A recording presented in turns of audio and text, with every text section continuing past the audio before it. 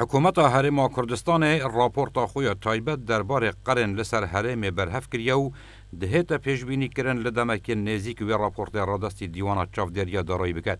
جدرکی جلیجنا دارایی ده پارلمان کردستان دا بو بادینان میدیا آشکرا کر کل گورای و راپورت حکومت هرم کردستان به کجم 27 میلیارد و 549 میلیون و 958 هزار دلار قرض الگورای راپورت حکومت برهف کری او بریار آراسته دیوان چافدریا دارایی بکتن قرن هرم کردستان لسر 4 تورات هنه پارو کرن.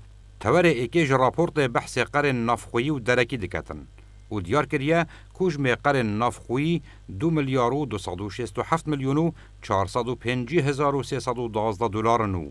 قرن درکیشی لسر هرم کردستان 4 میلیارد و 288 میلیون و 479 هزار و 296 دلار. تور دویه جقرن هرم کردستان پیگیرین دارایی نه و او پیگیریه بریتین جه پیگیرین وزارت سامان سروشتی برانبر کمپانین نفت الهرمه در تیخیتنو بازاری پیدکتن و کجم پیگیرین وزارت سامان سروشتی 3 میلیارد و 281 میلیون و 179 هزار و 931 دلار.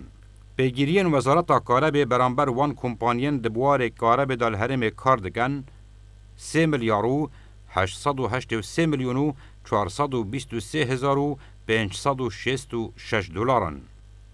کجم پیگیرین سرجم وزارت اندین هرم کردستان 948 میلیون و 497 هزار و 7 دلار.